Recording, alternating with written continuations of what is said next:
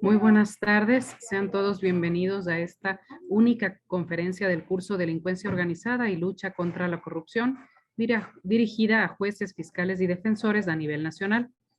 En la tarde de hoy nos acompaña el doctor Cristian Paul Caguana Sigüencia, a quien desde ya le agradecemos haber aceptado la invitación que se le realizó desde la Escuela de la Función Judicial para ser ponente en este evento académico.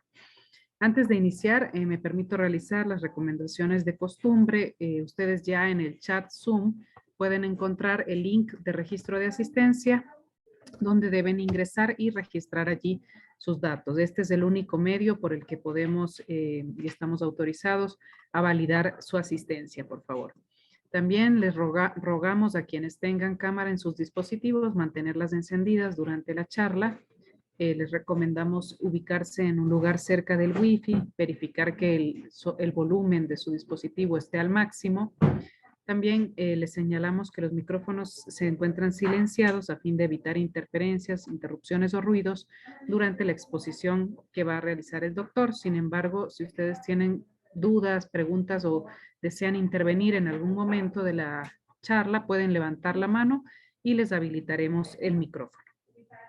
Damos la más cordial bienvenida nuevamente al doctor Cristian Paul Caguana Sigüencia, quien es doctor en jurisprudencia por la Universidad Católica de Cuenca, tiene una maestría en Derecho Penal y Litigación Oral por el Instituto de Altos Estudios Nacionales, un masterado en Derecho Laboral por la Universidad Católica, ha sido capacitado por la Academia Internacional para el Cumplimiento de la Ley en San Salvador y LEA sobre aspectos de delincuencia organizada y casos complejos de corrupción.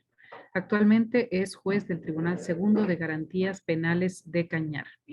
Bienvenido, doctor. Tiene usted la palabra. Muchas gracias, Ángel. Muy buenas tardes, compañeros. Gracias por la invitación a la Escuela Judicial.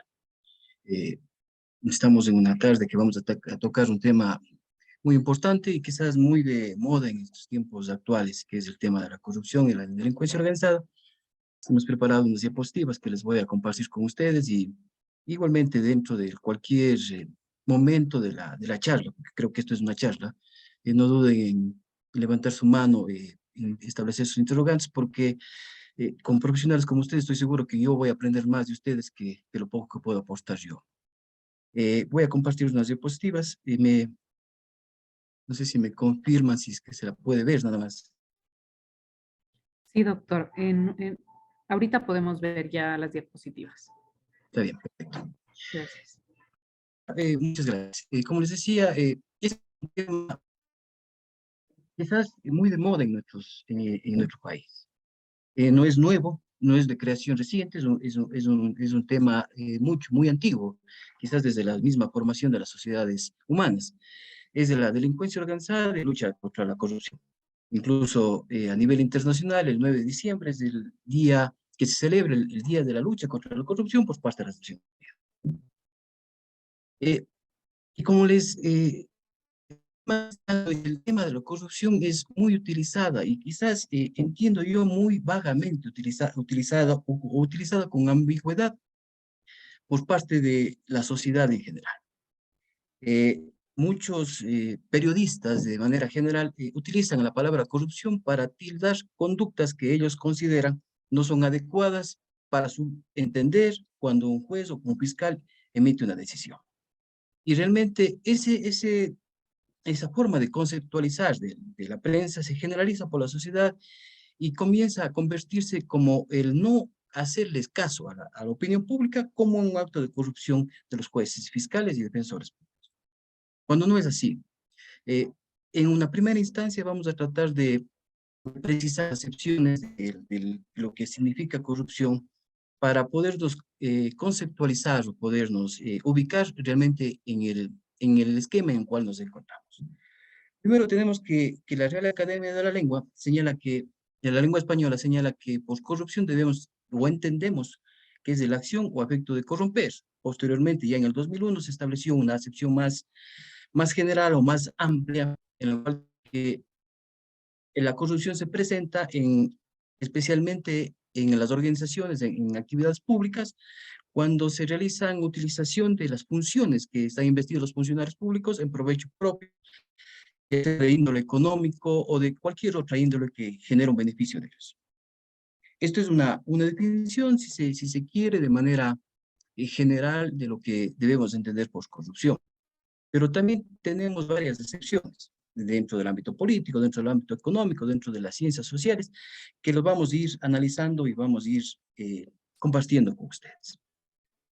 Como una excepción dentro del campo político de la corrupción, debemos entender como el uso del poder en beneficio privado o del grupo del político que está ocupando el poder.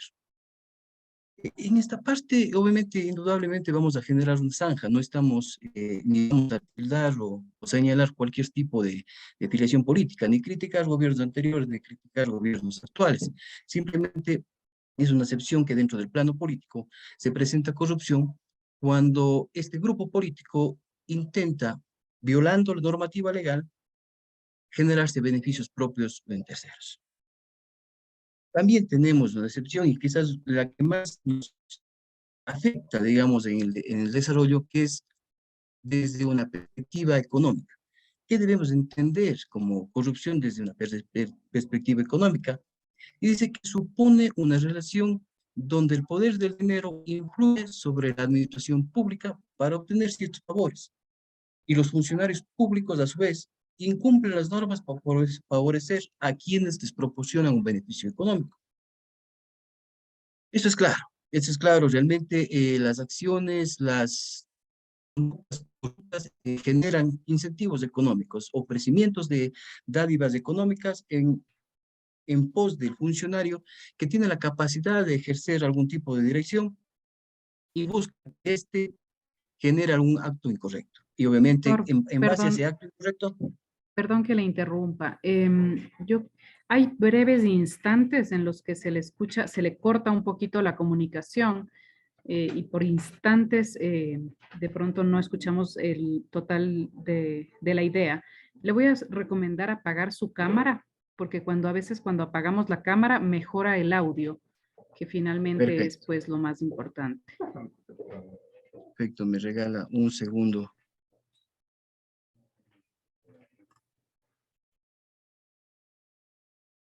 No sé si ahí está mejor. Sí, ahí, vamos a continuar. Muchísimas gracias. Perdón, vamos a tener que apagar la cámara por sugerencia tecnológica. Eh, Justamente me refería al aspecto económico, que quizás es el que más nos afecta en el bolsillo, a los ecuatorianos, nos afecta en el bolsillo, a la sociedad en general, que es cuando un funcionario se presta realmente a ejecutar una actividad que no es correcta, que no es la adecuada, que no es la legal, y afecta, no le afecta a él, él se beneficia económicamente, pero afecta a la ciudadanía, afecta a quien está dirigiendo esa política, afecta a la persona que debe pagar más impuestos para obtener los mismos beneficios. Pero quizás la perspectiva o la visión de la corrupción desde el ámbito social, desde las ciencias sociales, es la que más nos puede ubicar en qué debemos entender por corrupción.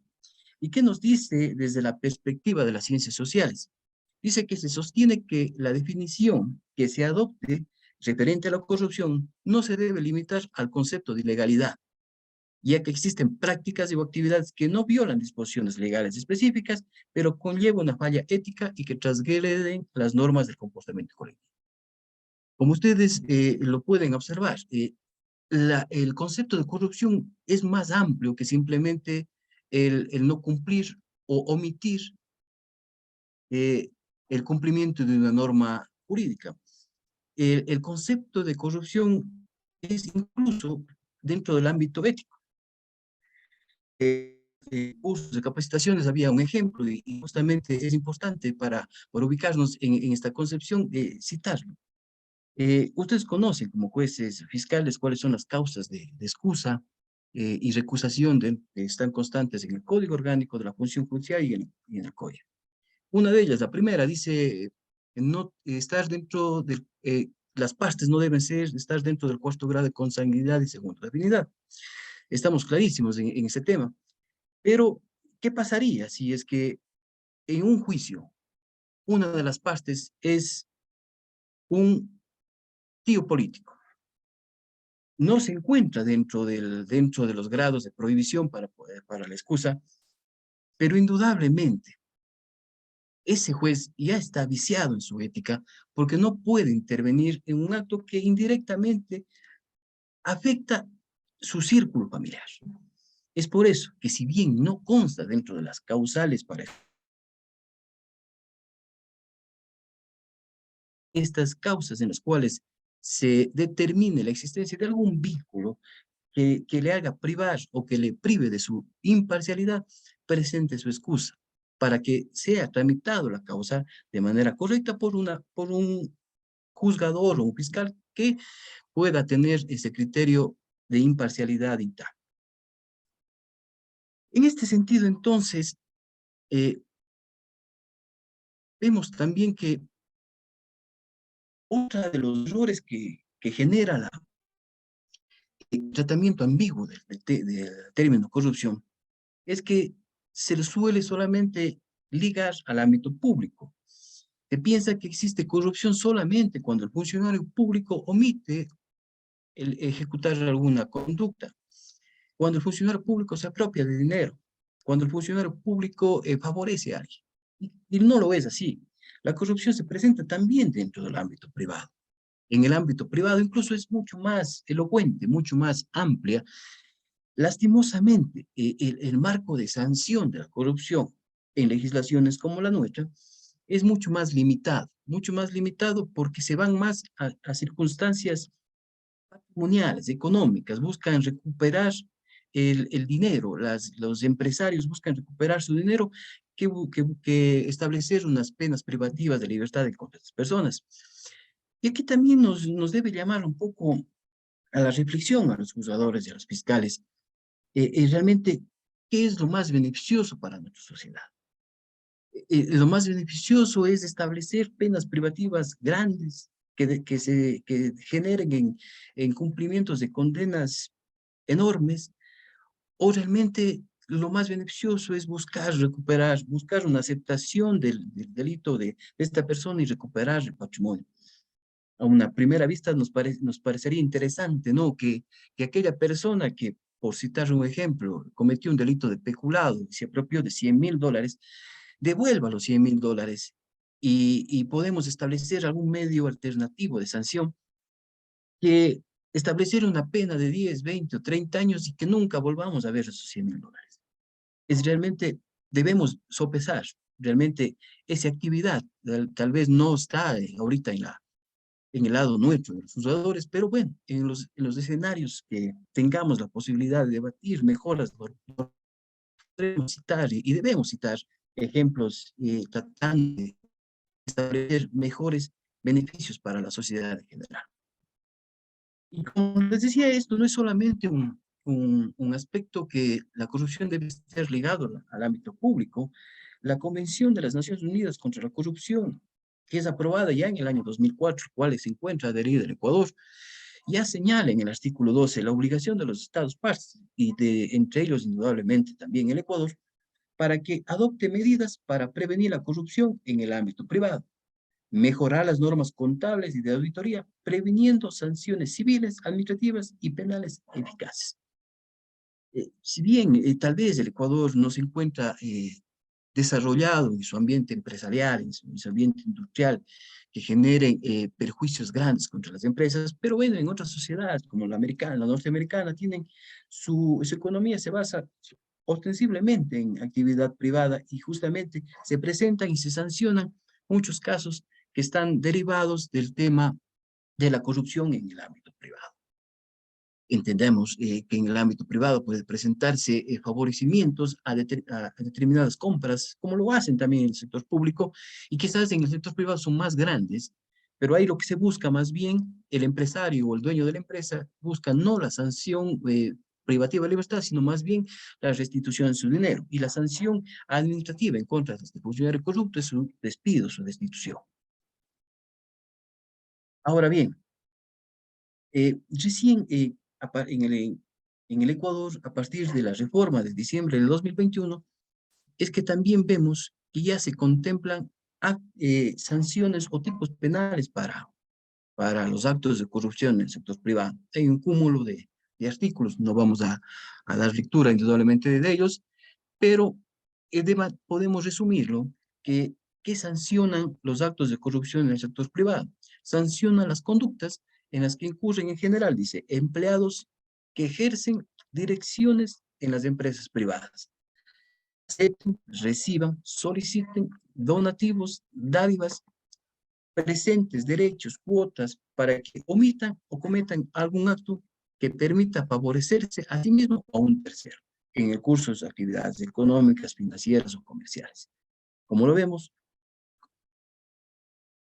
es incuestionable que también en el sector privado ya debe comenzarse a analizar el tema de una conducta adecuada del funcionario que ejerce dirección. Debe también encaminarse ya investigaciones referentes a este tema. Incluso teniendo presente, como todos ustedes saben muy bien, el tema de la mínima intervención penal. Debemos comenzar a juzgar, a buscar e investigar este tipo de actos como una manera también disuasiva de que no se presenten estos actos de corrupción en el sector privado. En síntesis, podemos definir ya como corrupción, establecer, digamos así, una definición de corrupción, señalando que la corrupción consiste en una violación de una obligación por parte de un decisor. Nótese que la definición que establece Garzón Valdés, ya en el año 97, utiliza el término decisor. No se refiere ni solamente al funcionario público, sino también engloba en esta palabra también al funcionario privado. Y dice, con el objeto de obtener un beneficio personal extra posicional de la persona que lo soborna o a quien extorsiona, a cambio del otorgamiento de beneficios para el sobornante o el extorsionado, que superan los costos del soborno o del pago o servicio extorsionado. Esta podemos establecer como una definición de corrupción, del cual deriva algunos requisitos que debemos tener presentes tanto jueces y fiscales para enmarcar qué podemos entender en una conducta corrupta. Y son tres las características que determinan la existencia de una conducta corrupta. Primero, la existencia de una relación deliberada entre las partes para realizar un intercambio de prestaciones, donde uno otorga una ventaja y el otro recibe. Es incuestionable que en una conducta corrupta existe la persona que ofrece la cantidad de dinero y la otra persona, la cual para recibir esa cantidad de dinero tiene que generar una prestación, es decir, un cumplimiento o un incumplimiento de norma en determinadas circunstancias. El segundo requisito es el intercambio de prestaciones, que debe ser regular. Es incuestionable también que este intercambio de prestaciones debe ser irregular, no debe estar contemplado en normativa alguna y debe ser incorrecto generar una desventaja en contra de sus competidores y un beneficio directo en contra de la persona que está ofreciendo la corrupción. Y la tercera, que es la incompatibilidad de intereses, es decir, es el mal ejercicio de su función. Cada uno de los funcionarios públicos tenemos la obligación de cumplir la ley y cumplir lo que establece nuestro perfil de nuestro puesto, nuestro contrato. Cada uno debemos cumplir estrictamente lo que se nos pide, apegado a la normativa legal. El salirnos de ese panorama, el ejecutar conductas distintas, por más que se pretendan justificar con opciones de emergencia que debían hacerse hecho para evitar males mayores, es incorrecto. Cada uno debe limitarse, ejercer su función de manera adecuada y transparente. Eso es lo que nos va a llevar al éxito. Tengamos presente, compañeros jueces, compañeros fiscales, compañeros defensores, que la justicia, especialmente en el Ecuador, está muy desacreditada. Lastimosamente así lo es. Lastimosamente somos, por más aciertos que tengamos, no somos juzgados por los aciertos, sino somos juzgados por nuestros desaciertos. Nadie en la sociedad se ha puesto a investigar ha emitido 99 sentencias muy buenas, excelentes, con una fundamentación correcta. Nos van a juzgar por aquella en la cual tal vez se generó algo de polémica. Y es algo que estamos viviendo día a día. No se nos juzga por nuestros acciones. Debemos ser muy tinosos. Debemos adecuarnos estrictamente a lo que establece nuestra normativa y debemos ser prohumanos, debemos ser pro persona. Debemos establecer la correspondencia de principios. No debe primar absolutamente el principio pro procesado, también debe primar el principio pro víctima, a efecto de establecer una sentencia justa, investigación justa y que se llegue realmente a lo que es la verdad procesal. Ahora, salgamos un momentito de lo que es la corrupción en este sentido. Y vamos al segundo término o a la segunda acepción, que es la delincuencia organizada, para luego, indudablemente, recapitular y establecer ya ideas generales sobre esos temas. Eh, ¿Qué es delincuencia organizada? He citado la definición que Abel Cornejo nos señala y dice, bien un comentario más que definición, y nos dice que las sociedades criminales son tan antiguas como la historia misma del hombre. Su evolución está estrechamente, tan estrechamente ligada a la condición humana que en el presente nos encuentra con un dilema irresoluto como es el del crimen organizado. Eh, Se dice que la evolución de la delincuencia común es la delincuencia organizada, que partimos de una delincuencia común y luego evolución de la criminalidad a una delincuencia organizada. Y esto señala, Abel Cornejo dice, a la par de la sociedad global y las nuevas circunstancias de la vida económica y política de los tiempos modernos, más del imponente avance de las comunicaciones se han desarrollado y sofisticado los niveles de criminalidad. Es incuestionable, ¿no? Ya tenemos delincuencia organizada a nivel cibernético, delincuencia organizada que no es necesario estar en un lugar determinado, delincuencia organizada que a través de mensajes de texto, a través de órdenes, a través del Internet, pueden establecerse disposiciones desde cualquier parte del mundo y ejecutarse igualmente en cualquier parte del mundo. Y a nivel interno, incuestionablemente, puede emitirse una orden, incluso dentro de los centros carcelarios, que es lo que estamos actualmente también existiendo noticias acerca de ello. Disposiciones de personas privadas de libertad para personas que se encuentran en la parte exterior, en diferentes ciudades, para que ejecuten actividades delictuales. Eso es lo que nos permite este avance tecnológico, pero también los juzgadores, los jueces, los fiscales, no debemos también estar exentos de este avance. También debemos aprovecharlos, también debemos combatirlo con firmeza, con dureza. Eh, y como les decía, las Naciones Unidas también tiene una convención de lucha contra la delincuencia organizada. Y aquí establece ya una definición de qué debemos o qué podemos entender por delincuencia organizada. Dice por organizado, se entenderá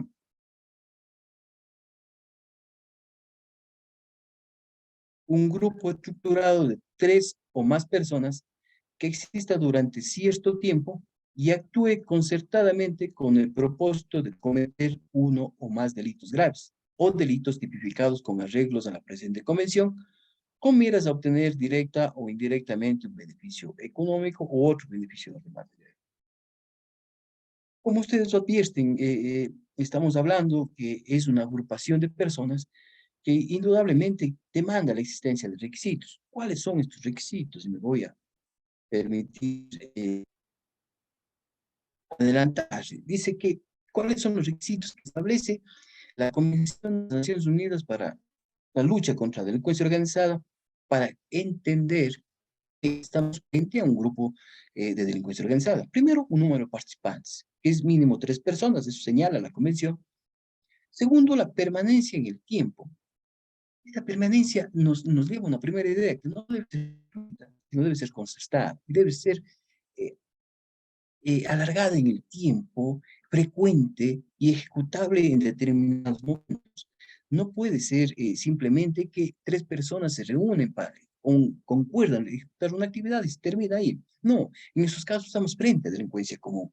La delincuencia organizada se refiere a un ciclo de delitos de manera permanente que generan actos. Siempre es importante citar ejemplos que lo advertimos a nivel de la sociedad, a través de los medios de comunicación, a través de los diálogos que tenemos entre la gente que administramos justicia. Es claro, y ustedes conocen muy bien, en Guayaquil se han presentado, y a nivel país se han presentado varios aspectos de delincuencia organizada relacionados a las compras de medicamentos. Y indudablemente estamos frente a un grupo mayor de estas personas. Es determinado que existe consecuencia y periodos de tiempo grandes en los cuales ellos venían ejecutando la celebración de contratos con sobreprecios, determinando beneficios en pos de este grupo organizado. ¿Qué hace? ¿Y cuál es el tercer requisito? Que estos delitos sean graves. Recordemos que nuestro Código Orgánico Internacional existe tanto una definición para lo que es la delincuencia organizada, cuanto una definición para lo que es la asociación ilícita. Y quizás el punto de diferenciación es el tipo de delito que se comete. Si la concertación, la permanencia en el tiempo de delitos es que cometen delitos cuya pena es inferior a 5 años, estamos hablando de un delito de asociación ilícita, pero cuando estos delitos son más graves, o sea, son sancionados con penas privativas de la libertad superior a 5 años, estamos ya hablando de un delito de delincuencia. Eso es lo que nos arroja la Convención de las Naciones Unidas para la Delincuencia Organizada como una base para que los estados establezcan dentro de su legislativa interna normas relacionadas en este sentido. Es así como les decía, el artículo 369 de nuestro Código Orgánico Integral Penal señala, me voy a permitir leer, que la persona que mediante acuerdo o concertación forme un grupo estructurado de 2 o más personas. Esta es la variante que existe en nuestra legislación. En la Convención de las Naciones Unidas se nos habla acerca de 3 personas para la existencia de una organización. En el caso ecuatoriano, a través del COIP, se establece el nivel inferior de 2 personas. Pero el resto de requisitos permanecen de forma permanente, reiterada, y la ejecución de delitos sancionados con pena privativa de libertad de 5 años, que es lo que nosotros entendemos, lo que era antes los delitos de reclusión, los delitos más graves. Entonces, es lo que establece nuestra legislación referente a la delincuencia organizada como un fiel reflejo de ya la Convención de las Naciones Unidas de la lucha contra la delincuencia organizada. Y el único variante entre la Convención y nuestro COIP es el número de participantes. Y aquí me voy a permitirles ponerles un interrogante, no de que ustedes la contesten en este momento, sino que de manera interna la reflexionen, analicen y vean si es aplicable dentro de nuestra legislación. Y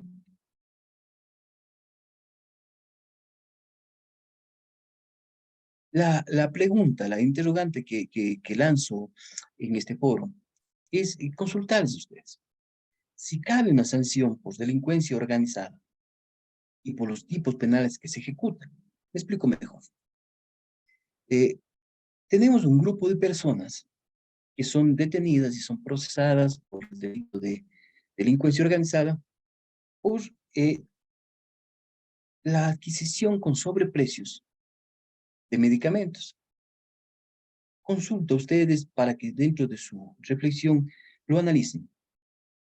Si es que este grupo de personas pueden ser juzgadas a la vez en un mismo procedimiento, tanto por la delincuencia organizada y a su vez también por el delito de peculado, en este caso por sobreprecios, o no puede, o nuestra legislación para esto, o deben establecerse 2 procedimientos independientes.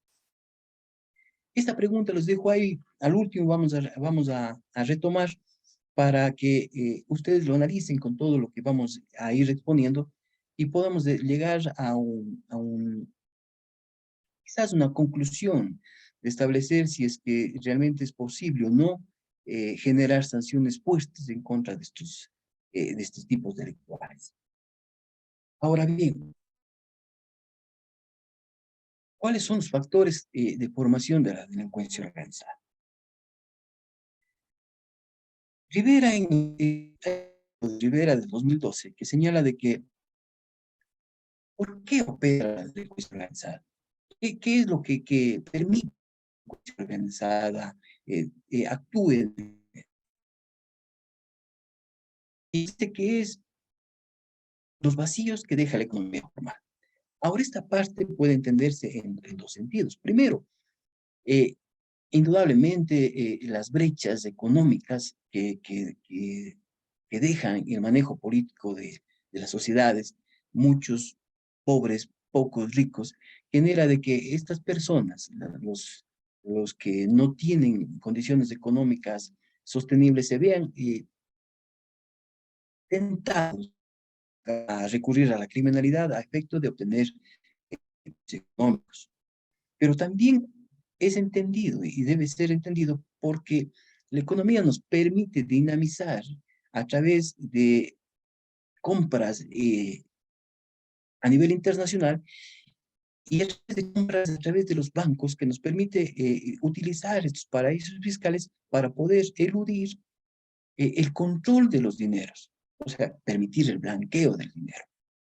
En el Ecuador el taxismo ha estado presente, estará presente y tal vez no teníamos una normativa para juzgarlo o recuperar los dineros.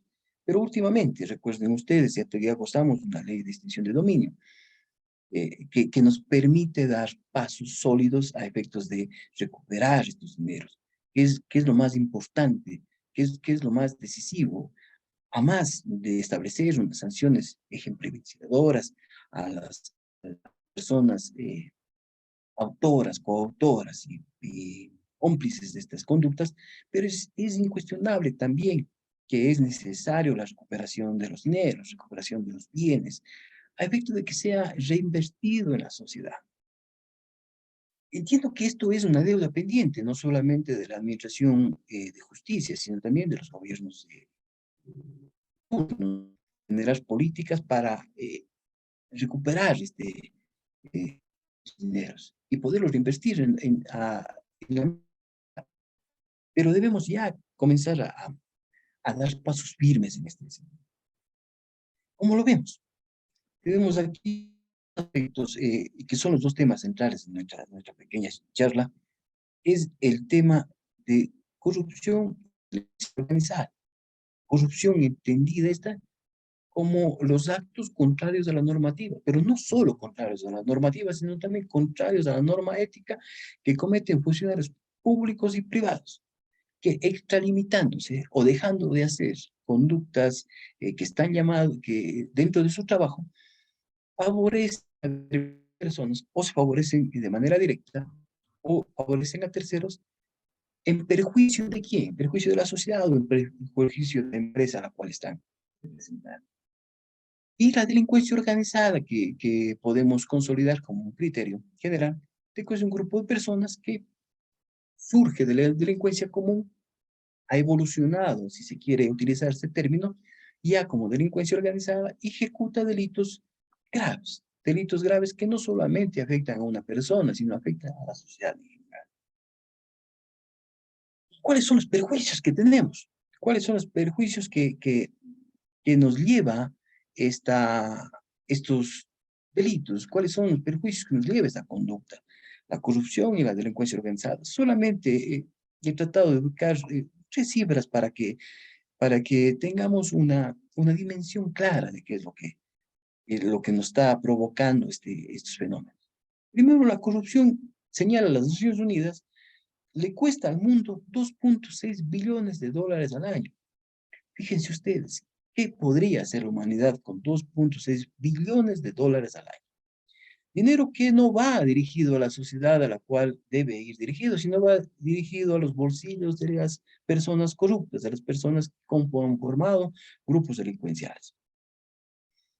El 5% Producto Interno Bruto anual se los lleva a actos de corrupción en el mundo. Y se estima que hasta 70.000 millones perdió el Ecuador por estos perjuicios de entre 2007 a 2017. Como lo había mencionado al inicio, no estoy juzgando gobiernos anteriores, sino son cifras que se manejan a nivel nacional.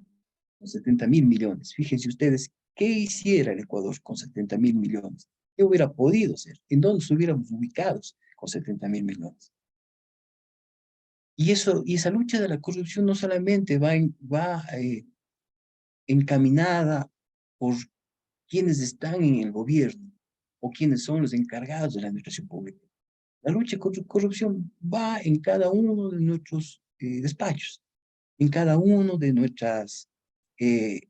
cada una de las investigaciones fiscales. Si las trabajamos profesionalmente, si emitimos sentencias de calidad,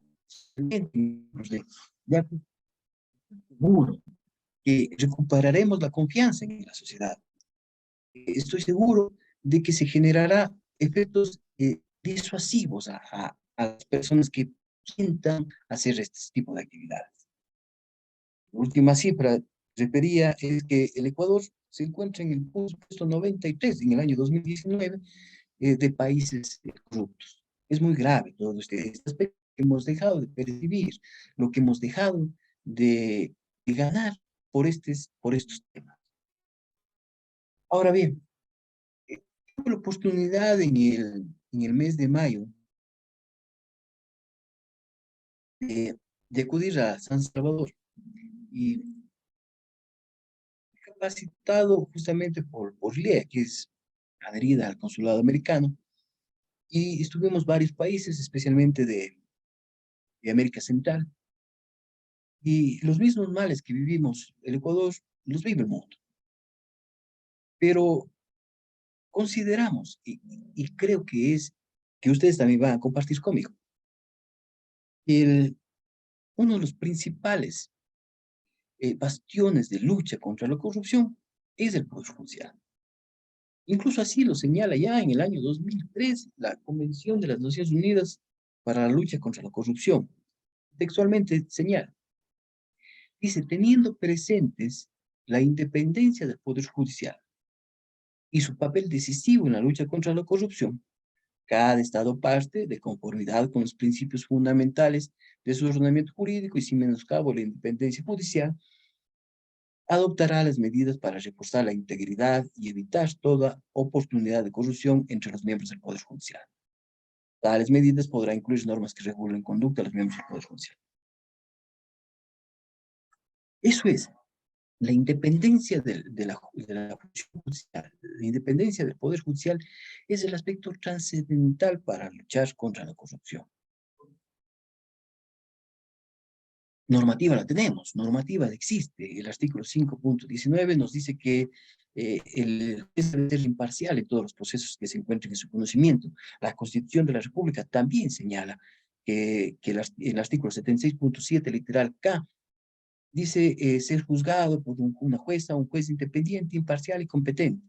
Nadie podrá ser juzgado por tribunales de sesión o por comisiones especiales creadas. Esta independencia es interna y externa. Ojo con esto. Interna y externa. Interna referente al control que puede ejercer el órgano de control como es la judicatura en nuestras decisiones, y externa con relación a las distintas partes que conforman el procedimiento. Pero no solamente ellos, también la sociedad, y también algo fundamental, y que ustedes van a compartir también conmigo, el tema de la prensa. No de la prensa de manera general, sino la prensa desinformada, que a veces emiten criterios sin conocer realmente la realidad. Pero justamente este tema de la independencia es algo fundamental con lo cual nosotros debemos luchar. Cada uno de los jueces, cada uno de los fiscales, cada uno de los defensores públicos debe ser independiente en sus decisiones. No puede ser guiado, no puede obtener consejo, no puede advertírsele una forma de actuar. Debe ser independiente en su decisión. indudablemente apegado a la normativa legal que para el efecto existe, ¿no? Y un aspecto fundamental es la independencia de la injerencia política. Recuerdo unas palabras de la doctora Diana Salazar cuando compareció, la fiscal general, cuando compareció a la asamblea y dijo a los asambleístas: sus problemas políticos resuélvanlos ustedes. No acudan a la Administración de Justicia a resolver sus problemas políticos. Y eso es algo profundo. No puede, no puede la clase política recurrir cuando crea conveniente a la Administración de Justicia y buscar un rédito o una respuesta favorable a su intención. Cada uno de los poderes tiene su independencia, cada uno de los poderes tiene su ambiente en el cual debe ser debatido, socializado, discutido y resuelto. La Administración de Justicia tiene que entrar cuando realmente existen ya conductas que son ajenas a la normativa legal, pero no podemos venir a seguir aprovechando el querer obtener beneficios judiciales o querer influir en decisiones judiciales obteniendo una sentencia que les convenga a ellos. No, debemos nosotros como jueces fiscales tratar de evitar eso, tratar de evitar ese aspecto y generar confianza en la sociedad. Insisto, el Ecuador tiene un muy bajo índice en la sociedad de confianza en su sistema judicial. Debemos incrementarlo, debemos fortalecerlo. Y eso se fortalece exclusivamente a través de decisiones sólidas, decisiones fuertes, decisiones que determinen sanciones para los que realmente establecen. Ahora bien, en este curso que les había comentado, que estuvimos en varios países, especialmente de Centroamérica, se establecieron unas líneas bases sobre criterios que son necesarios fortalecer o que son necesarios implementar a efecto de lograr una independencia judicial. El listado que les voy a exponer no significa que sean los únicos, ni que tampoco sean los exclusivamente necesarios. No, va a haber muchos más. Ustedes, dentro de su experiencia, establecerán qué, o pueden establecer qué es lo que también les hace falta para lograr una independencia judicial.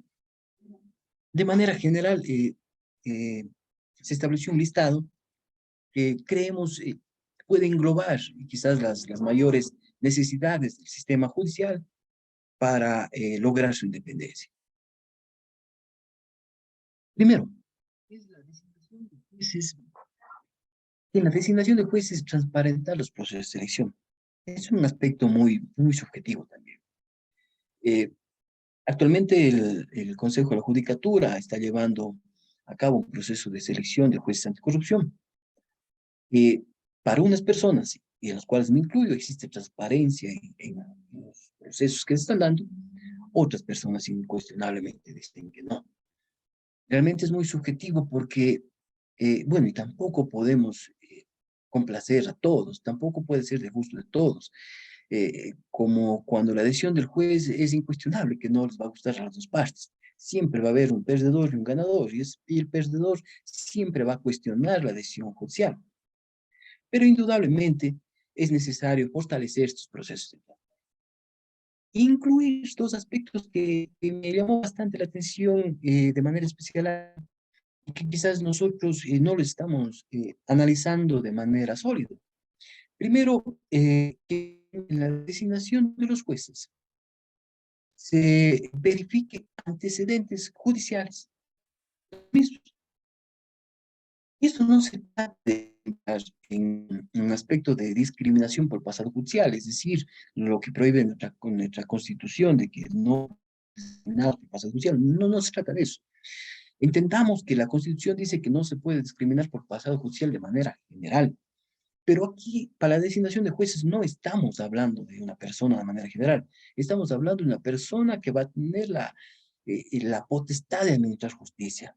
Y es por eso que es importantísimo verificar sus antecedentes judiciales. y antecedentes judiciales relacionados. Y me explico por qué. Imagínense ustedes que una persona comparece a un concurso para designación de un juez y tiene una licencia sin puntos, tiene 4 contravenciones de tránsito por cualquier tipo de ellas. ¿Ustedes creen que está éticamente capacitado para ser un juez de tránsito? No lo creo. Otro ejemplo, otra persona participa en el concurso, pero tiene conflictos con el sistema de rentas internas. Tiene incluso juicios perdidos en los cuales la han obligado a tributar. Tiene procesos en curso por los cuales el Estado le está diciendo el pago de tributos. ¿Ustedes creen que esta persona es capacitada o está en capacidad de administrar justicia en el ámbito tributario? Por supuesto que no. Igual ocurre en cada una de las áreas. Sí, es por eso es importante verificar los antecedentes judiciales y que estos deban estar relacionados a la actividad en la cual se va a desarrollar.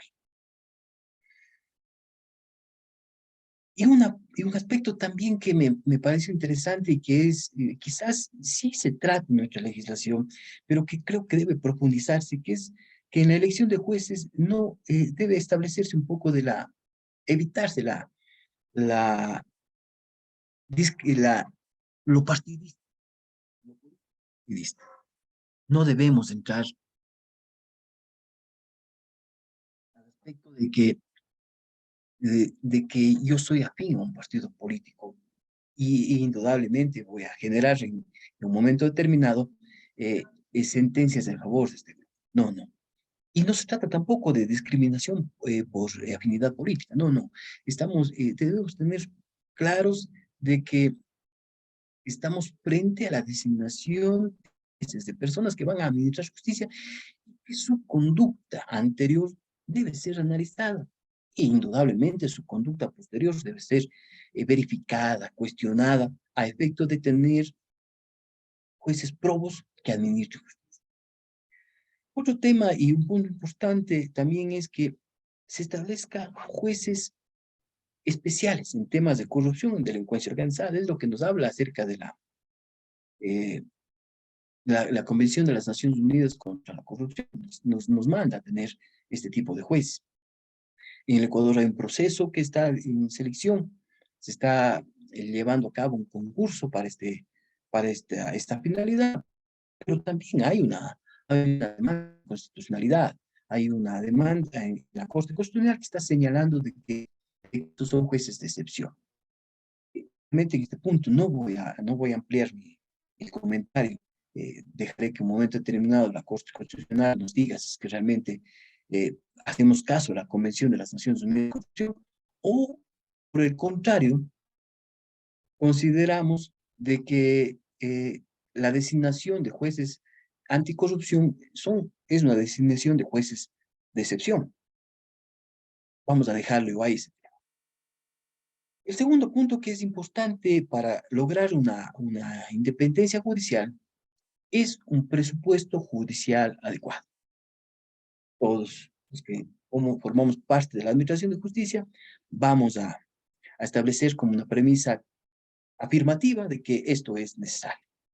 Debemos garantizar que los jueces, fiscales, servicios públicos, ganen un salario suficientemente digno para vivir y desalentar la necesidad de ingresos externos. Sí, jueces que ganan, bueno, en el Ecuador existe muy buena remuneración para el ámbito judicial. Esta observación era de manera general, pero jueces que ganan muy poco, indudablemente se ven alentados eh, a percibir ingresos externos, pero jueces que ganan lo suficiente, indudablemente no van a tener o ver la necesidad de establecer estos ingresos externos que hablamos. Y otro aspecto que quizás es necesario generar eh, una reforma, porque no la tenemos, es que los jueces fiscales y defensores públicos, y de manera general los que forman parte de la Administración de Justicia, tengan una pensión adecuada de jubilación. Actualmente en el Ecuador, cifras exactas no la tengo, pero estoy seguro de que el juez va a ganar como jubilación quizás hasta menos de la mitad de lo que viene percibiendo actualmente como su remuneración. Y eso no puede ser. Debemos garantizarle el sacrificio de los funcionarios judiciales durante todo su tiempo y otorgarles en su jubilación ya una vida adecuada y que pueda subsistir de manera holgada por el servicio que ha venido prestando. Por respecto, también que es necesario quizás profundizar y debatir es acerca de un seguro de vida para los funcionarios judiciales. Recién vemos el día de ayer, si no estoy mal, un compañero fiscal en la ciudad de Bahoyo fue víctima de la delincuencia y perdió su vida. Y lastimosamente, ahí termina. Su familia ya no va a obtener los ingresos económicos que le permitía el ejercicio de la profesión a su cónyuge y padre de familia. Debemos comenzar a debatir esos temas, dar tranquilidad a los funcionarios judiciales y más a las familias de los funcionarios judiciales, especialmente los del ámbito penal. Están constantemente sujetos a exposiciones en grupos delincuenciales que nos van en determinado momento a llevar a estas circunstancias. No porque se haga algo bien o algo mal, sino incluso a veces porque no se cumple lo que estas mafias, estas delincuencias organizadas exigen exigen que se haga. Y un aspecto en el cual nos vamos a detener un poquito más es el tema de, hay una sugerencia para la independencia judicial a nivel internacional que es acerca de la rotación de jueces en diferentes divisiones. Asignación aleatoria de jueces, dice. Y esto sumado al tema de la facilidad o las nuevas tecnologías que nos han venido presentando. Rompiendo un poquito el criterio de jurisdicción, que jurisdicción entendemos como sí, el espacio geográfico en el cual nosotros, cada uno de los jueces puede administrar o tiene injerencia judicial. Realmente un aspecto que quizás personalmente ya en los actuales momentos ha rebasado un poco la comprensión. Digo esto ¿por qué? Porque esta jurisdicción fue establecida por el concepto de juez natural, ¿sí? Pero a su vez también el juez natural, es decir, el juez del domicilio del procesado, de la persona que está buscando en otros ámbitos que no es el penal, está buscando o estableciendo la demanda.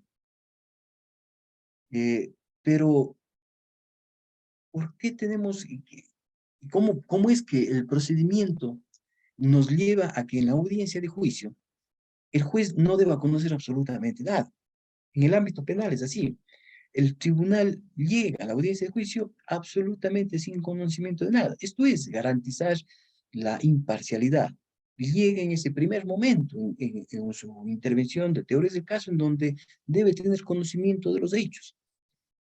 Entonces, si ustedes notan el tema de jurisdicción, de juez natural y un juez imparcial, a veces se choca, y es por eso que se habla como una de las necesidades para lograr la independencia, que existe una rotación de jueces, una determinación de decisiones nacionales, no solamente provinciales. Yo soy juez del Tribunal Penal de Cañar, segundo del Tribunal Penal de Cañar, y ejerzo jurisdicción en 3 cantones, que es Cañar, 4, perdón, Cañar, Tambo, Suscal y La Chuncal. Delitos ya cometidos en Cantón Biblián, delitos cometidos en Cantón Azogues, indudablemente yo ya no conozco, pero este punto de vista nos llama o nos genera la idea de que yo como juez con asiento en Cañar pueda a través de un sorteo electrónico conocer una causa, no sé, se me ocurre, del Cantón Esmeraldas, los de la provincia de Esmeraldas. Sí, tal vez, incluso como imparcialidad, generaría un mayor efecto, porque sociedades pequeñas, como las que yo trabajo, es muy común que exista un conocimiento de todas las personas que conforman una sociedad. Y por ahí también se genera efectos que desacreditan a la función judicial, cuando tal vez la persona procesada es familiar del ayudante de ventanilla y se piensa ya o se genera una idea falsa de que por esa familiaridad de una persona que trabaja en la función judicial va a obtenerse una sentencia a favor. Aspecto que no es así, que no debe ser así. Por eso ya se habla de jurisdicciones nacionales. Y eso también sumado a lo que habíamos manifestado antes de la creación de jueces anticorrupción, y esos jueces son de jurisdicción nacional. Es por eso que también ya se está debatiendo este tema y en algún momento vamos a tener que afrontarlo y establecer decisiones en ese sentido, ¿no? Una quinta recomendación fue la implementación de un código de ética judicial. Nosotros, la función judicial, el Consejo de la Judicatura ha implementado un código de ética. Eh, sí debemos establecer ahí un poco más o profundizar un tema más en las recusaciones de determinadas circunstancias, pero de manera general, sí, el Ecuador sí lo tiene implementado. Otro aspecto que es importante es implementar un sistema de denuncias o de formas como debe presentarse denuncia contra jueces fiscales y defensores públicos. Debemos entrar un poco para lograr independencia, lograr luchar contra la corrupción, lograr luchar contra la delincuencia organizada, debemos un poco entrar en el ámbito del anonimato de la denuncia.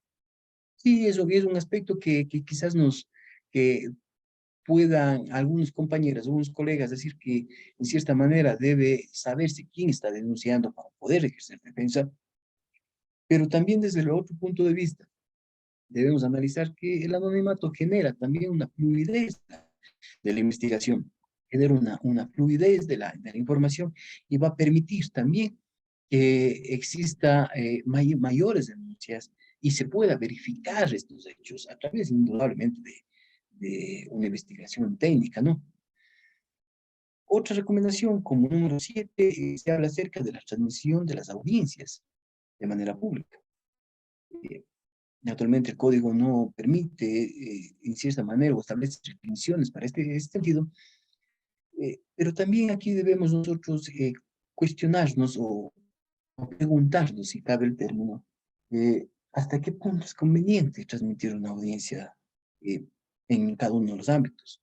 Eh, Entiendo yo que cada una de las áreas civil, penal, generan especies o determinadas audiencias de juzgamiento que en determinadas fases de esa audiencia no deben ser transmitidas. Solo por remitirme al ámbito penal del cual formo parte, es incuestionable que la fase inicial, que es la teoría del caso, puede ser presenciada por todo el público porque es una exposición inicial de lo que de las posiciones fácticas de las partes. Pero ya la prueba no. ¿Por qué la prueba no? Porque no sería adecuado que un testigo que está aislado en otro lugar, a través de un medio tecnológico, pueda ver lo que el testigo que está dentro de la sala de audiencias ve, puede escuchar lo que está diciendo. Incuestionablemente le está contaminando ese testimonio. Es por eso que debemos analizar qué partes de las audiencias pueden ser transmitidas. Las alegatos finales y la decisión del juez, que quizás es lo que más interesa a la sociedad. Esas son las que comparto y considero que deben ser transmitidas absolutamente. ¿Para qué? Para que cada una de las personas que le interese la sociedad, que le interese algún juicio, pueda escuchar los juicios de valor que generó el tribunal, los juicios de valor que generó el juez para establecer una posición, sea esta a favor de una de las partes en el ámbito penal, condenatoria o absolutoria, y así pueda cuestionarlo de manera más franca y más directa si es que estaba o no equivocado. Eh, y esto sumado al hecho de que debemos estar presentes de que el derecho de manera general, público, penal, administrativo, civil, es, es un derecho muy subjetivo. No es como las matemáticas en las cuales 1 más 1 siempre va a ser 2. No, no. estamos frente a otro aspecto, frente siempre a una posición de A contra la posición de B, y en la cual el juez debe decidir a través de los medios probatorios cuál es la posición que a su criterio debe prevalecer en este proceso. Otro aspecto también que es una recomendación para lograr la independencia de la función judicial es que se den publicaciones de las decisiones escritas del tribunal. Esto quizás de la Corte Constitucional y la nacional en cierta manera está realizando, pero a nivel de Corte Provincial y a nivel de juzgados, tribunales, no lo estamos haciendo. No están siendo publicadas, no están siendo socializadas nuestras decisiones. Tengamos presentes que hay determinados casos, que hay determinados juicios que son sometidos y de interés público y que es necesario que la sociedad se entere. La Fiscalía está realizando un papel interesante en este aspecto, ya que publicita determinadas sentencias en los cuales obtiene varios condenatorios en contra de determinadas personas, pero establece solamente determinada posición, cuál fue la posición del tribunal, nada más, pero no el contexto general, no establece los razonamientos que el tribunal tuvo para llegar a esa decisión. Y es importante entonces que se produzca esto, se produzca por el Consejo de Judicatura o por los mismos tribunales, formas de publicar a través de los medios sociales, a través de las redes sociales, sus extractos, sí, que han decidido sobre determinados casos. ¿Y eso qué genera? Genera mayor confianza en la administración de justicia. Y la independencia interna, estamos hablando acerca de la injerencia que puedan tener determinados jueces, fiscales, colegas, eh, relacionados con el Consejo de Judicatura. No he tenido experiencias en el sentido, no he tenido ningún tipo de alguna vez de alguna intención de querer ingerir en alguna decisión, jamás no podría establecer aquí juicio de valor en contra, pero es importante de que el Consejo de la Judicatura genere aspectos de confianza a los administradores de justicia, a efecto de que se respete sus decisiones. Eh, Aquí va un punto fundamental. No sé hasta qué punto es necesario la evaluación. La evaluación sí debe realizarla, pero no sé si el Consejo de la Judicatura es la que debe realizar la evaluación. Debemos analizar el tema por dónde va. Nosotros tenemos, los jueces tenemos órganos que evalúan nuestras decisiones y se evalúa a través de una apelación y se evalúa a través de una casación y se evalúa a través de un recurso de hecho. También rendir cuentas, y también es la forma de que los funcionarios públicos, que a la larga llegamos a ser todos jueces, fiscales y defensores públicos, debemos a la sociedad rendir cuentas. Eh, Ahora bien, como lo decía, estos temas tanto de la corrupción cuanto de la delincuencia organizada, y que el factor fundamental para lograr una efectiva lucha contra la corrupción y de la delincuencia organizada es una independencia judicial, también demanda de la necesidad de un cuerpo normativo o de normas que nos permita dar cara a estos problemas. Y así hemos tenido las herramientas desde un inicio. La Convención de las Naciones Unidas para la lucha contra la corrupción, que les llamo, que les invito a vean. Es un documento profundo que nos permite analizar desde una perspectiva internacional qué es lo que el Estado ecuatoriano está obligado. También la Convención de las Naciones Unidas para la lucha contra la delincuencia organizada, y que a su vez también dentro de nuestra legislación, nuestra Constitución ecuatoriana establece parámetros de lucha contra la corrupción. El COIP, el Código Orgánico Integral Penal, de la misma manera establece parámetros, sanciona, tipifica conductas que debemos ser aplicadas. Y últimamente la ley de extinción de dominio, que nos va a permitir, de cierta manera, obtener ya respuestas más eficaces para recuperar los frutos o los bienes que produjo la corrupción.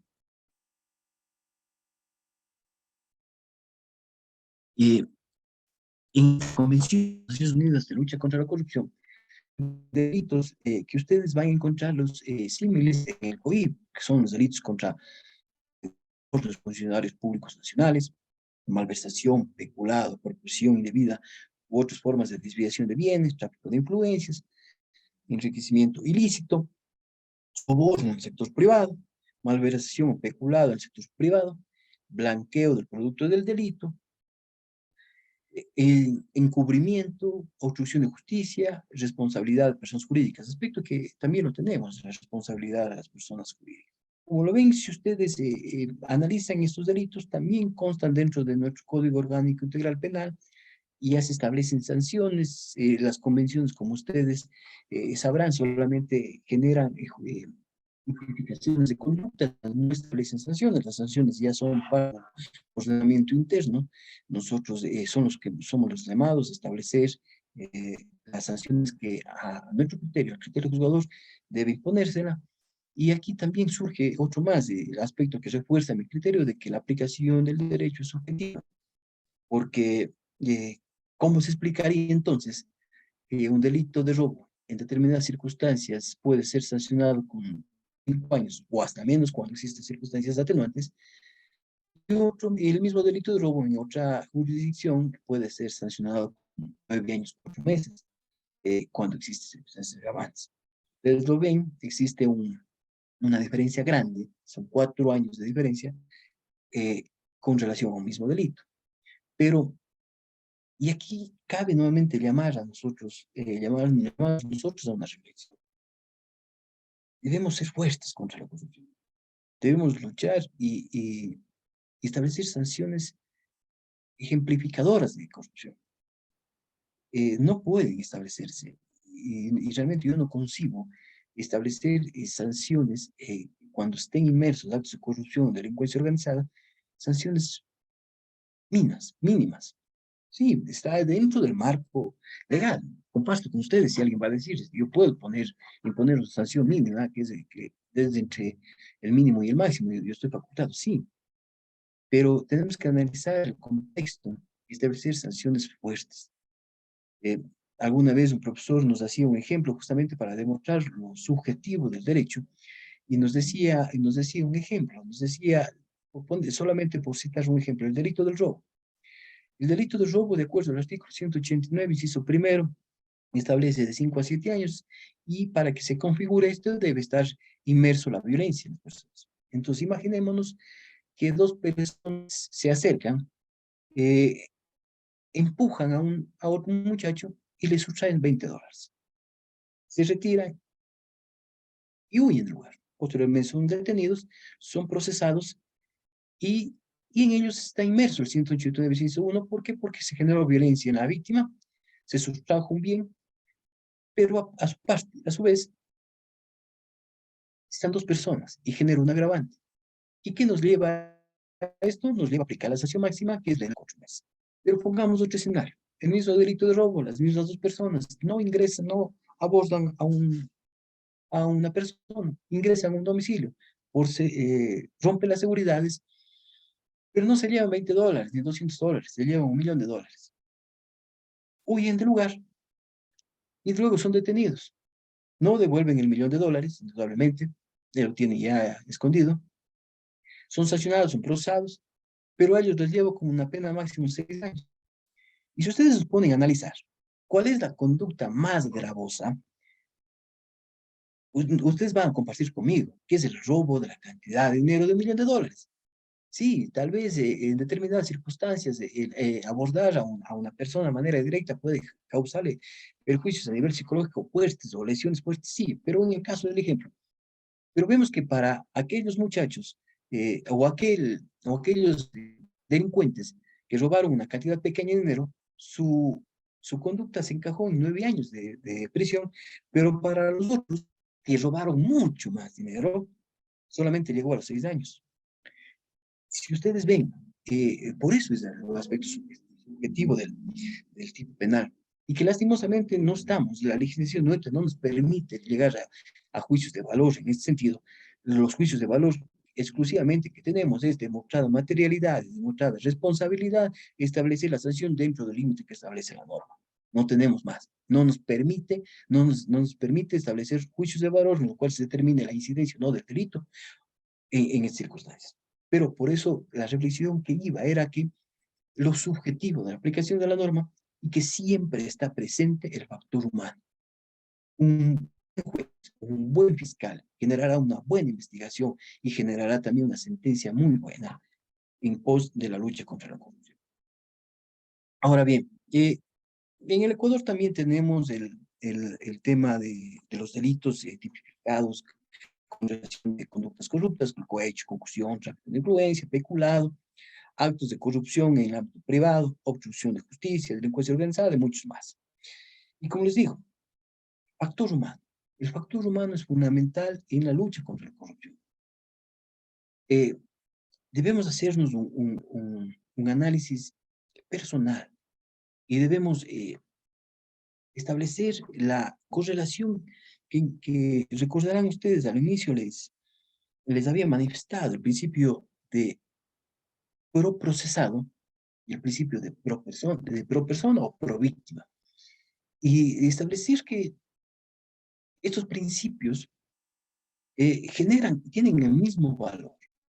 Y es incuestionable, en caso de duda, vamos a tener que emitir una sentencia absolutoria, ¿no? Pero, pero sí debemos hacer un análisis de la víctima, de qué es lo que sufrió la víctima y establecer también parámetros que beneficien o que luchen contra esta persona. Y adaptándose a las tecnologías. ¿Y qué me refiero con esto? Para ir un poco arribando ya a nuestra parte final y ver si tienen alguna intervención ustedes. ¿Qué me refiero yo al tema de adaptaciones de tecnologías? Todos manejamos ahora ya un correo electrónico que venimos manejando desde muchos años atrás, un WhatsApp, un Messenger, todos manejamos estas nuevas tecnologías, estas redes sociales. Y tuve un caso y yo los puedo comentar porque, bueno, ya se encuentra, emití sentencia, ya se encuentra incluso constitucionales, no estoy incurriendo en ninguna manifestación de lo que yo resolví, sino ya está resuelto el tema. Había un caso en el cantón La Troncada, que es un cantón costanero, el cual ejerce jurisdicción. Era un proceso por un delito de asesinato, que dos personas se habían acercado en una moto, sin cascos, y habían dado a estilo a otra persona. Inmediatamente la víctima, su cónyuge de la víctima, porque la víctima falleció al instante, el cónyuge de la víctima logra verlos, se obtiene incluso imágenes de los videos de una cámara de seguridad y se bota una alerta a nivel cantonal con una imagen obtenida de la cámara de seguridad. Luego de esto, se produce la detención de dos personas que tenían las mismas características físicas. ¿Qué hace la policía? La policía le toma una foto con su teléfono celular y le reenvía a la víctima, a su WhatsApp. Y la víctima los reconoce, dice, sí, ellos son. En su declaración dice, sí, ellos son. Ahora, ¿cuál fue el cuestionamiento de la defensa? Que es un reconocimiento ilegal, que no existe en la legislación que el policía pueda tomar una foto por WhatsApp y enviarle a la víctima y reconocerla así. Eso no cabe. Bueno, eso es un punto a analizar, ¿no? Hasta qué punto nos permite eh, determinar que la legalidad de una prueba de ese sentido. Pero incuestionablemente, no. Nosotros como juzgadores determinamos la procedencia de una prueba porque realmente hubo un reconocimiento de la cónyuge de la víctima a través de un medio digital que indudablemente pues, también hubo un reconocimiento ya más formal, pero por eso es que considero de que estas nuevas tecnologías, esas nuevas redes sociales, también deben ser reguladas por nuestra legislación en los diferentes ámbitos, civil, penal, administrativo, etcétera. Siendo el factor, recalco, el factor humano el fundamental para luchar contra la corrupción y dejar de lado de que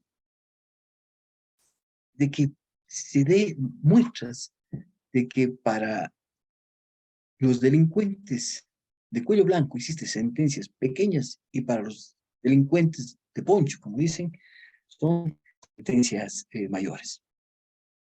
Ahora, también tenemos en el Ecuador algunas dificultades que es necesario compartir con ustedes, no necesariamente porque lo vayamos a resolver en estos momentos, pero sí es importante para que cada uno socialicemos en algún momento de nuestras vidas, tengamos la oportunidad de compartir con personas que tienen la capacidad legislativa y que podamos mejorar nuestra administración de justicia. En el ámbito penal, es necesario la posibilidad de procedimientos cortos para delitos contra la corrupción. Y digo esto porque, si bien el procedimiento abreviado que no establece limitante de delitos contra la corrupción que no procede, sí procede contra delitos, en que es su mayoría, pero a veces hay un efecto de la sociedad que impide que los fiscales opten por esta posición de obtener procedimientos cortos para sancionar. Y yo creo que es fundamental la existencia de procedimientos cortos. Los procedimientos con aceptación, indudablemente a través de una comprobación de responsabilidad, con un esfuerzo judicial de calidad investigativa, de justificar los acertos del que está declarando, incuestionablemente sí, no necesariamente solamente del presunto delincuente y con esto nos quedamos cosas de brazos, no, debe haber un ejercicio de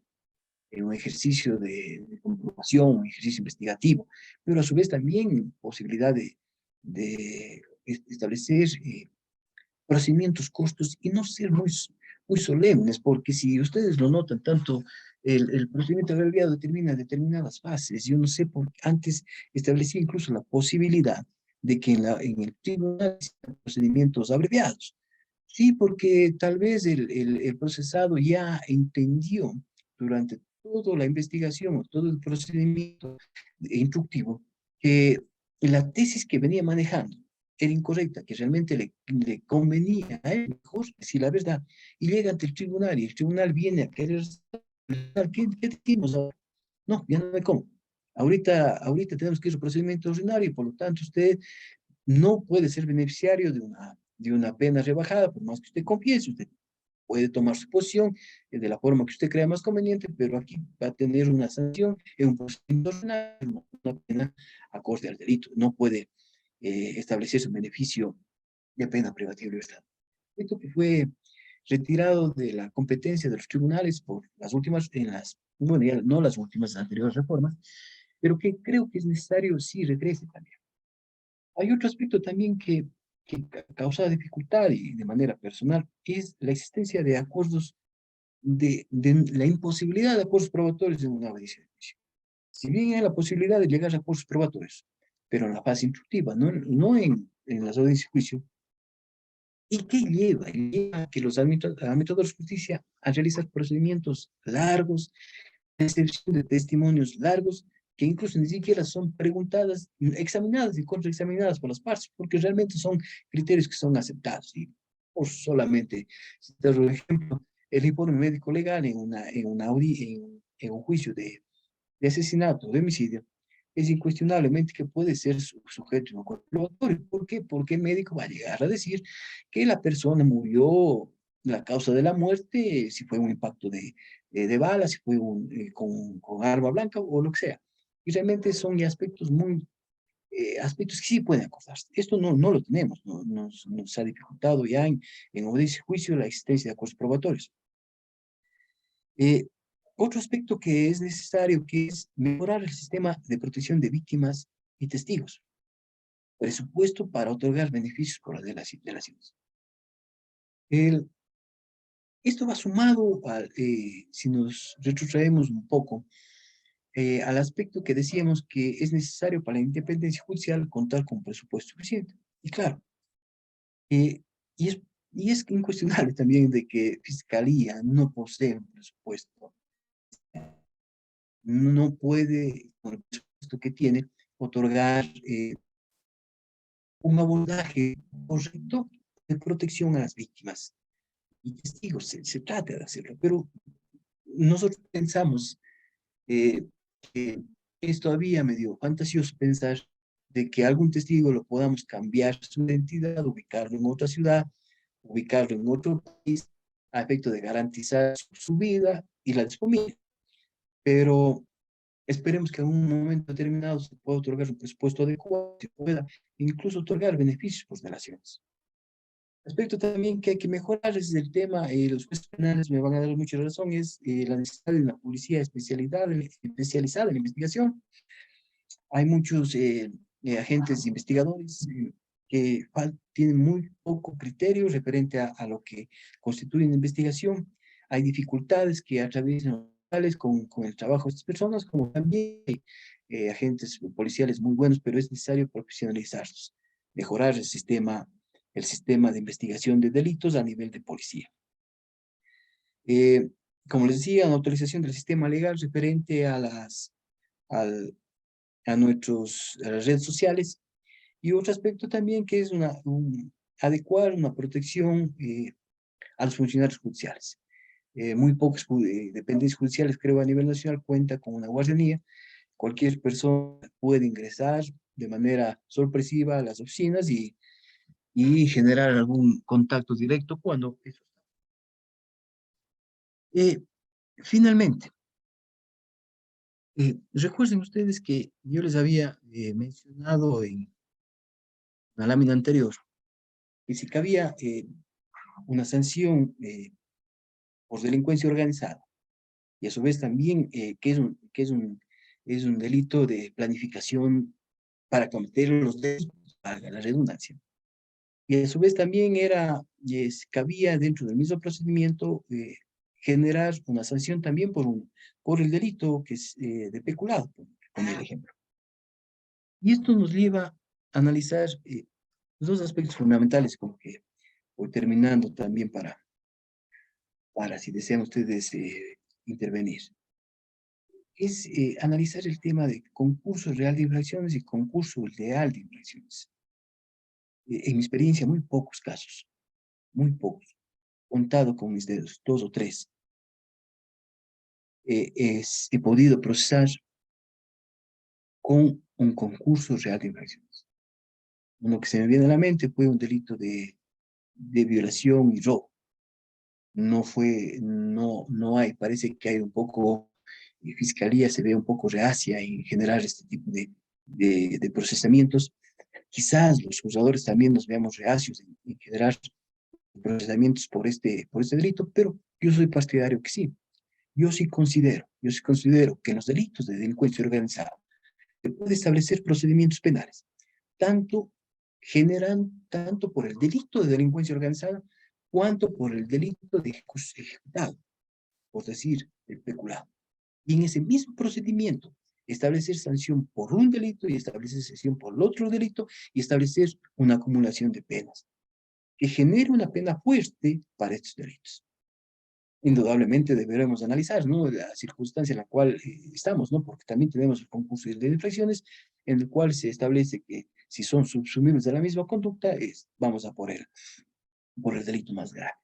Pero en este caso, yo sí considero que dentro de los delitos de delincuencia organizada se puede generar procedimientos que establezcan procesos penales, que establezcan enjuiciamientos por dos o más delitos y que a su vez también genere penas acumuladas para estos delitos. Con esto estoy seguro que vamos a dar respuesta eficaz a la sociedad, no a la prensa. Como he dicho, yo soy muy crítico de la prensa, porque lastimosamente a veces hablan sin tener conocimiento de causa y nos ponen a veces también aprietos porque ya juzgan. ya juzgan y al juez solamente le toca imponer la pena. E incluso cuando le imponen la pena menor, también es corrupción porque le puso la pena menor. Entonces, no soy muy adepto a ese criterio. Indudablemente hay periodistas muy buenos que generan este aspecto. Creo que Pablo Durán quiere intervenir. Sí, doctor. Vamos a darle la palabra al doctor Durán. em, y luego proseguimos con algunas preguntas textuales que hay aquí. Ya puede activar su micrófono, doctor Durán. Muchísimas gracias. Buenas tardes. Quisiera hacer una consulta y ver si podemos dialogar con el doctor. ¿Usted considera que en el caso que nos plantea usted como ejemplo, el de la delincuencia organizada y el que tiene que ver con peculado, existiría un delito medio?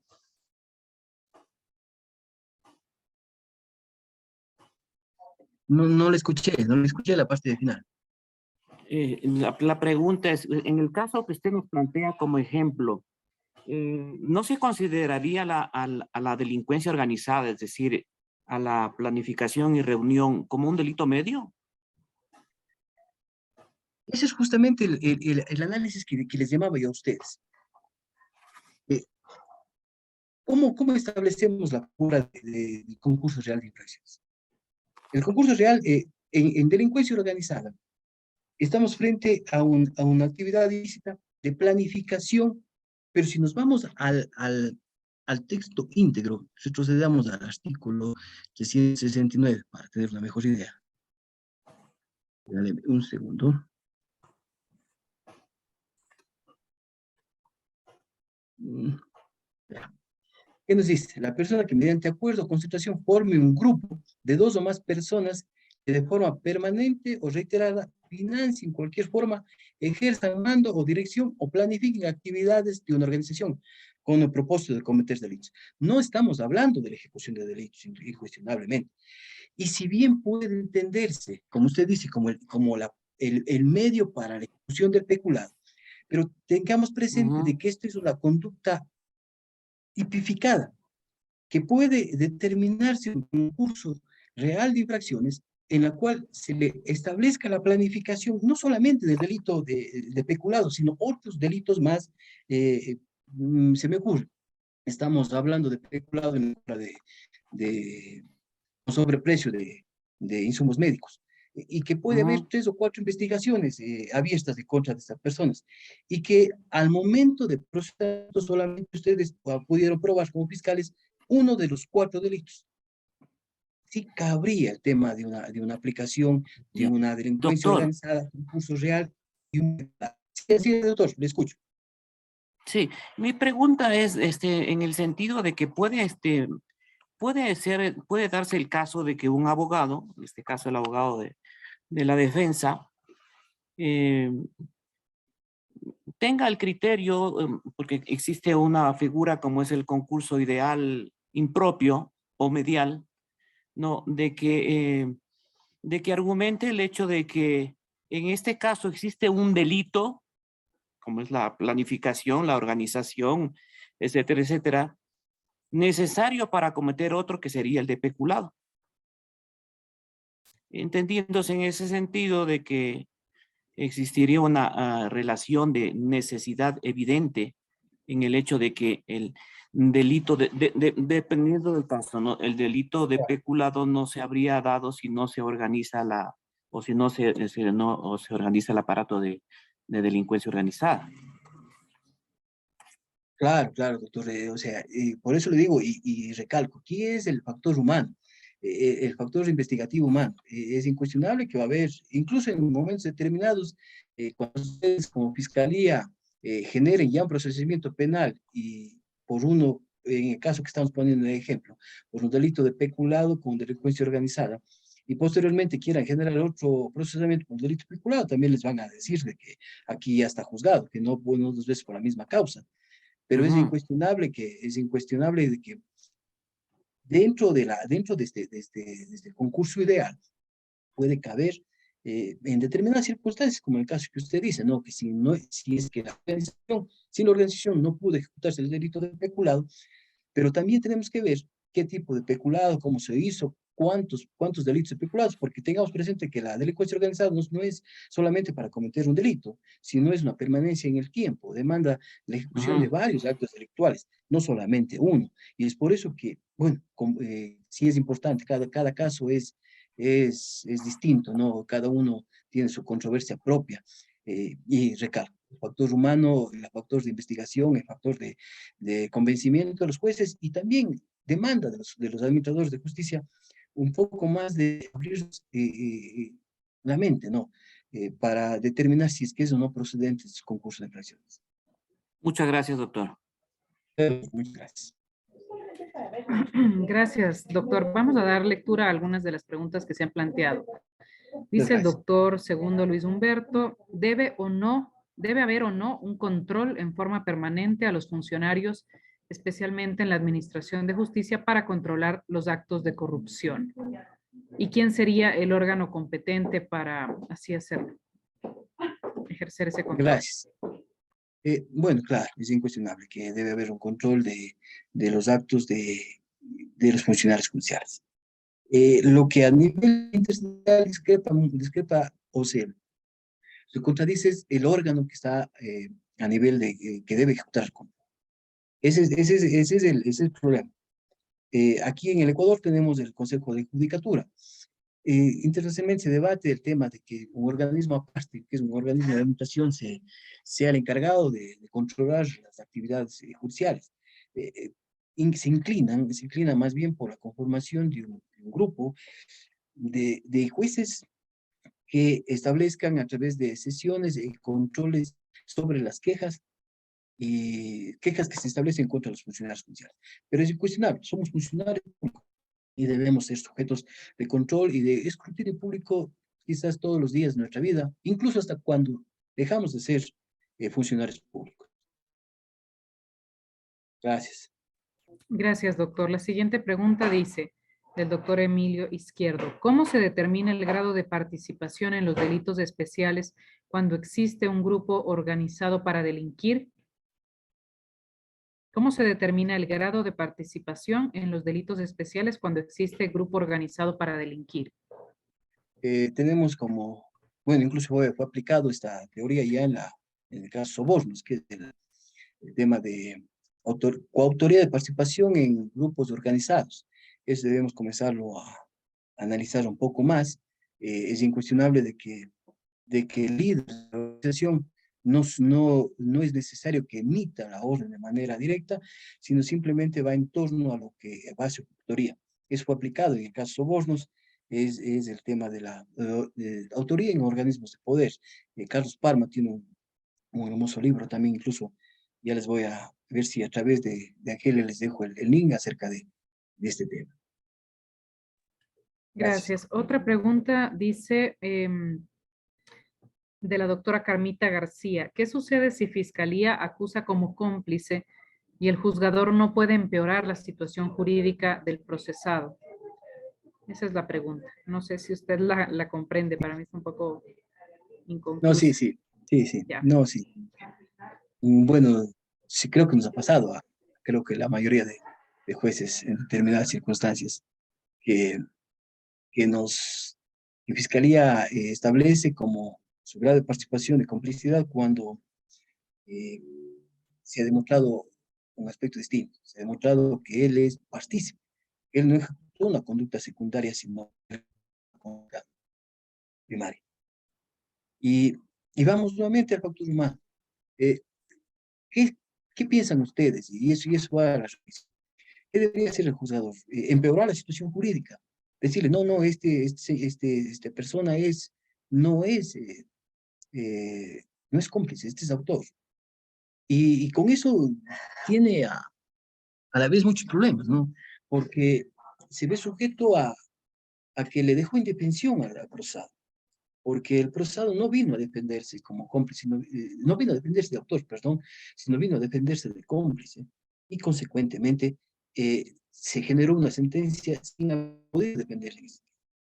Es importante analizar cada uno de los casos, determinar en cierta manera si es que el criterio de fiscalía es válido, determinada complicidad. Y no hay una respuesta única, pero como experiencia, en determinados casos yo personalmente sí he confirmado estado de inocencia, no con eso estoy dando una línea de conducta, sin simplemente experiencias que se compartan y nada más. Yo sí he ratificado el estado de inocencia y he solicitado que se investigue a esta persona por el grado que le corresponde. No he tenido todavía de parte de Fiscalía respuestas a estas investigaciones, pero a veces es muy difícil empeorar. No aconsejaría empeorar la situación jurídica de las personas. Gracias. Gracias, Eugenia. doctor. Por lo pronto ya no hay más preguntas ni intervenciones. Creo que podemos dar por concluido el evento. En ese sentido, desde la Escuela de la Función Judicial, le agradecemos al doctor Cristian Paul Caguana Sigüencia por sus importantes aportes que ha ofrecido en la tarde de hoy. A los El doctor participantes. Lascano, creo que tenemos un... Perdón. No, bueno, creo que ya. Sí. Vamos a darle la palabra al doctor Lascano antes, previo a concluir. Doctor, ¿puede activar su micrófono, por favor? Doctor Lascano. Micrófono. Ahorita lo activé, por favor, ¿me escuchan? Ahorita sí le escuchamos. Buenas tardes. Gracias, buenas tardes. Mi respeto infinito para el señor expositor. También lo había puesto yo pues en el chat esta pregunta que lamentablemente no ha sido considerada, creo que por la coordinación o por el señor expositor. Sin embargo, no podría dejar pasar por alto esta pregunta que yo quería hacerlo, pues una reflexión al doctor expositor. Él manifestaba, y con sobrada razón, que tal vez para cuando se hagan estos concursos para jueces, especialmente para fiscales, defensores públicos o para cualquier funcionario de cualquier rango en la función judicial, se debería hacer un análisis, decía él, de su pasado judicial, de que no tenga sentencias, sanciones, de que no deba inclusive a la administración tributaria o tal vez de alimentos. Me parece correctísimo, así debería ser, porque aquellas personas que ya han tenido inconvenientes, como él manifestó, que no respetan las normas, no respetan las leyes, tienen ya 0 puntos de su licencia, han sido sancionados. Insisto, yo también participo que no debería ser considerado para este tipo de concursos, para estos cargos muy importantes, donde la ética, el comportamiento del ser humano debe ser prioritario. Sin embargo, ahí nos vemos abocados en el artículo 11, numeral 2 de la Constitución de la República, entre otros, inclusive convenios y tratados, manifiesta que no se debe tomar en cuenta el pasado judicial para cualquier cosa. Por lo tanto, al tomar en cuenta lo que decía el doctor, no estaríamos también, tal vez, yéndonos contra esa norma que dice que no hay que tomar en cuenta el pasado judicial para este tipo de acontecimientos. No estaríamos frente a ese caso. Y es por eso que hoy cualquier persona, sin importar su pasado judicial, perdónenme con el mayor respeto, puede haber sido hasta una persona que era de unas bandas, que tuvo sentencias por muerte, por asesinatos, por asaltos. Sin embargo, si cumple los requisitos para ser juez, lo puede ser juez. Esa era mi reflexión, que quería que el doctor pues dé su opinión y el señor expositor. Muchísimas gracias y mi respeto infinito para usted. Gracias, doctor Lascano. No, incuestionablemente. Yo, si recordará usted, yo partí del tema de reflexionar sobre la discriminación por el pasado judicial. Tenemos la norma ahí, pero a su vez tenemos también que sopesar. Hay, dentro de la jurisprudencia, hay estos principios de igualdad o discriminación positiva, si queremos manejarlo mejor.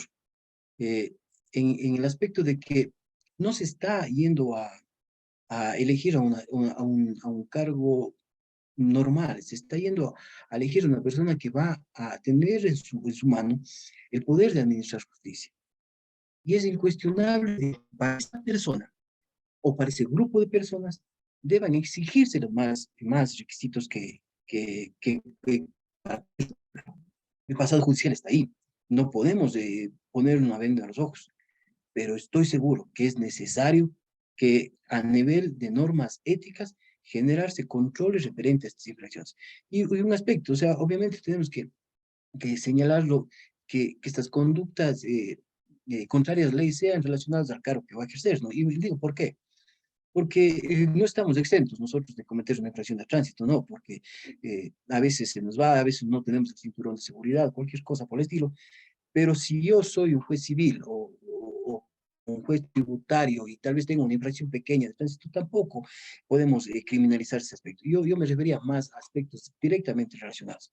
La persona que tiene varios conflictos tributarios no puede ser juez tributario. La persona que tiene varios conflictos de tránsito no puede ser juez de tránsito.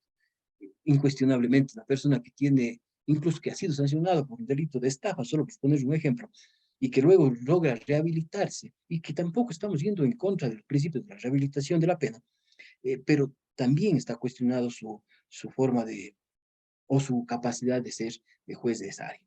Por lo tanto, debemos analizar, yo creo que ahí debemos entrar a un análisis de la Corte Constitucional, que estoy seguro nos podría dar la razón referente a que es una discriminación positiva en beneficio de la sociedad, establecer una revisión de antecedentes para las personas que van a administrar justicia. Muchas gracias, doctor Rascal. Doctor Gracias. Durán, Vamos a también darle la palabra quería al acompañar. doctor Durán. Ya puede, doctor, usted activar su micrófono, por favor. Muchísimas gracias. No quería dejar pasar la oportunidad, dada la experiencia y sapiencia del expositor. Doctor, usted nos ha dicho de que, nos ha dado más bien dicho los conceptos de qué es la corrupción, los factores que abonan en la posibilidad de formar los aparatos criminales de poder y otras aristas relacionadas con el tema.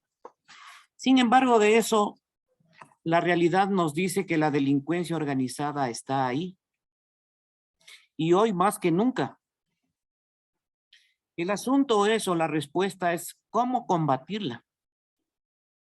Un tema planteado por Massimo Pavarini en justamente uno de sus libros que habla sobre el crimen organizado, y él manifiesta de que mientras el Código Penal, haciendo un símil, mientras el Código Penal mida 1,50 m y la delincuencia organizada mida 2 metros, 1,90 o 2 metros, es lógico y generalmente que pensar de que una persona que es más alta, más robusta, será la ganadora.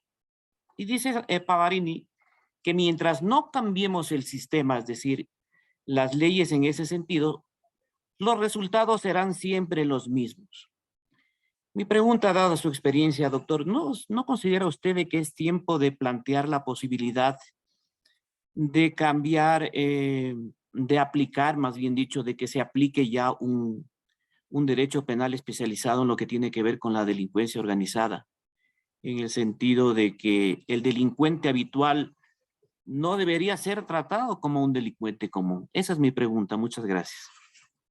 Gracias, doctor Durán. Muy acertadas sus palabras. Lastimosamente, a veces nos quedamos solamente en la teoría, en lo que podemos saber teóricamente de un poco o más de un poco de la experiencia, pero es incuestionable que el Ecuador está viviendo una afluencia de la delincuencia organizada. Y ahora la forma de combatir, bueno, la forma de combatir no es la que están aplicando nuestras autoridades, ¿no? Eso estamos clarísimos. Pelearse a nivel de redes sociales diciendo que yo tengo que hacer, no tengo que hacer, eso no es la forma. Lastimosamente debe establecerse política criminal. No veo dentro del gobierno, a alguien que ha pasado para política criminal, que les pueda orientar en ese sentido. Y ahora, referente es incuestionable que debe haber también jueces especializados en delincuencia organizada. Sí, pero también me lleva una reflexión, y nuevamente, por sus palabras, es que creemos que las leyes que nosotros tenemos son prodelincuenciales, como lo dicen algunos políticos. Yo no lo creo. Yo creo que el sistema normativo que nosotros tenemos si no es el mejor, pero es aplicable en el instrumento. Yo no veo, y si ustedes tienen alguna ley que diga que está permitido robar hasta determinada cantidad, que está permitido tener drogas hasta determinada cantidad, mejor me avisen. El momento que yo les escucho a actores políticos decir que tenemos leyes prodelincuenciales, yo me hago esta imagen. Yo no creo que sea. Que claro, estoy seguro, comparto su criterio, mientras no tengamos herramientas sólidas para combatir delincuencia organizada a través de un tratamiento especializado. Vea, no es digno de emular. Y para un poco sintetizar la respuesta a su pregunta, El Salvador con Bukele, no hemos visto la prensa, yo estuve, por suerte, la experiencia de estar ahí algún tiempo, tuvo un problema grave de pandillas. Y ellos tuvieron que aplicar una normativa que crearon para pandillas y les ha ido muy bien. Yo sé muy bien que es criticado a nivel de derechos humanos y por eso les decía en un momento de la exposición de que sopesemos el principio pro procesado y el principio pro víctima y dentro de la víctima la sociedad. Porque si bien a veces los defensores de derechos humanos, de los cuales también soy también defensor de derechos humanos, pero a veces pensamos mucho en el procesado y a veces dejamos muy por lado a la víctima. El Salvador hizo algo criticable, y soy muy sincero, criticable, yo soy muy crítico también. Estableció una legislación que dijo, el detenido con respecto de sus pandillas, se le asignará un defensor público dentro de las 24 horas. Pero tomará contacto con el defensor público a los 15 días. Allá, a los 15 días tienen contacto primero con un abogado. Es criticable, cuestionable, yo soy muy crítico de esa política, pero a veces los resultados salen a la luz. El Salvador estuvo casi como 15 días sin tener un asesinato en su frontera, lo que no tenía. Entonces, no quiero generar la idea de que debe aplicarse acá, no bajo ningún punto de vista, pero sí debemos establecer cuerpos normativos adecuados para la lucha contra la delincuencia organizada, para solucionar o robustecer los temas que usted mismo planteaba acerca de que podemos, que no sea considerado la delincuencia organizada como delito medio, sino también puede ser considerado como delito autónomo de manera especial y establecer ya acumulación de penas y sanciones para estos delitos. Muchas gracias, doctor, por su Muchas gracias a usted, doctor. Muy amable. Gracias. Gracias. Doctor, tenemos una pregunta desde San Vicente. Dice, ¿cree usted que debe cambiarse el rol del Estado como víctima en todos los delitos y no sea que la víctima en aquellos casos la que decida no cooperar en el proceso penal? No es clara en realidad la pregunta. No sé si la persona que la realizó desde San Vicente puede de pronto levantar la mano para que podamos comprender un poco mejor lo que está preguntando. O también si alguna otra persona desea preguntar algo, también pueden levantar la mano en este momento.